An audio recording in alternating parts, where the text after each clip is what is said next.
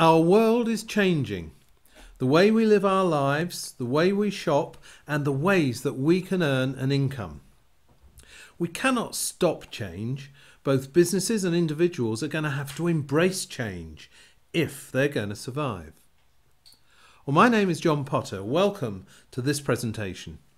For the past 2 years, I've been a professor in a business school. I've been studying entrepreneurship and the way enterprising individuals can get into business for themselves. As part of my work, I've become associated with 2 government groups in Westminster. Firstly, in the House of Lords, looking at entrepreneurship. Secondly, based in the House of Commons, looking at how micro businesses can be encouraged. And by a micro business, we mean a small business that an individual can set up. I've studied business, business trends, and the workplace, and I'm now going to share my conclusions with both individuals and businesses as to how and why you can adapt and profit from these changes taking place in the world today.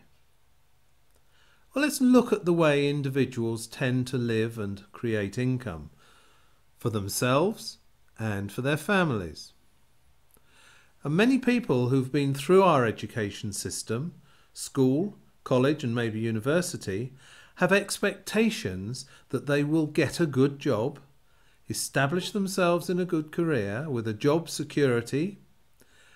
And in this modern world, this is something of a myth. There are no jobs for life. What has happened is that we've been trained and developed to be employees, helping others to achieve their goals by working for a paycheck. And what happens is that many people end up retiring after 40 years of work almost broke. In fact, it's been estimated that less than 5% of people are financially comfortable when they retire. Well, the challenge for the future is that many of the jobs that people hope to get just will not exist. Most people now change jobs or careers 10 times or more during their lifetime. And that's, of course, if they can get a job in the first place. And it's a sad fact that many graduates leaving university go straight on the dole along with the rest of the lost generation. Entrepreneurship and setting up a micro business is one of the best options for anyone looking to gain control of their life and income. Many people are deterred from going into business for themselves for a number of reasons. Firstly, they think it's too risky. Secondly, they think it takes a lot of money or an investment. Thirdly, they're just not sure what business they want to be in. But above all, and this is the most serious thing, they often lack the self-belief that they can do it. The other side of the coin from individuals is businesses, both small and large. Many small business people are struggling to keep afloat with all the paperwork and red tape that they have to cope with. Many work increasingly long hours for very little, if any, return. And they just keep getting deeper into debt with bank overdrafts. The challenges of funding premises, stock, staff, utility bills and dealing with regulations have made conventional small business a nightmare for many. Well, large businesses are not faring much better, with more high street shop chains going bust than ever before, as people change their shopping habits. The economy in general is causing so many large companies to shed thousands of jobs in an attempt to stay trading, and they have to borrow more money just to keep going. Now, this is not a rosy outlook for job security if you work for a large organisation, as you become just a number and a disposable resource.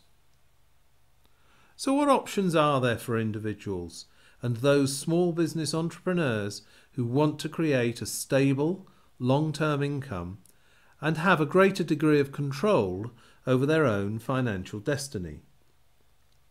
I've studied over the past few years over 200 business opportunities and had to dismiss around 190 of them.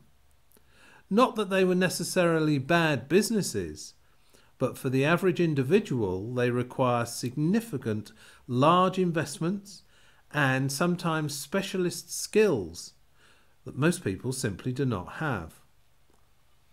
I looked at what remained and then applied what I believe are the essential ingredients in a business to make it viable. Firstly, it should be financially stable. Secondly, preferably global. And thirdly, have a high consumable product or service. Fourthly, and most important, it should be something ethical that you can be proud of and something that benefits society. Having taken into account all of these factors, the industry that stands out as just getting started, and that is becoming a huge global industry, is the wellness industry, as we strive to live longer, feel better, and look fantastic. It's a sad fact that we often spend more money on average on the last 10 days of a person's life than we spend in keeping them in good health throughout the earlier part of their life. Well, this wellness industry encompasses both the baby boomers, the over 55s, who now form about 50% of the population, and the younger generations who have spawned the huge boom in gyms, fitness and healthy living. Now, I'm often asked a question: which company is making the greatest contribution to the wellness industry?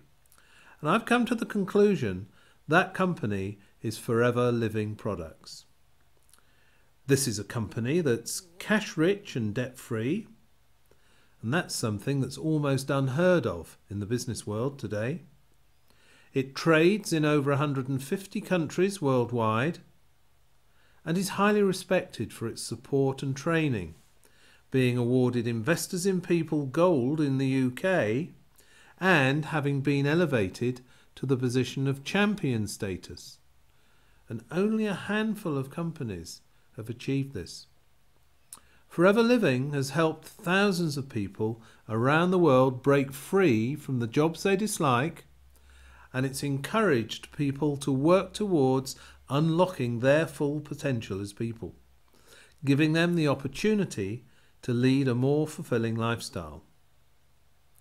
I have been so impressed by this company that I now strongly recommend and urge you to look very closely at how you could start working under the umbrella of this company part-time without affecting your day job and work towards doubling your household income.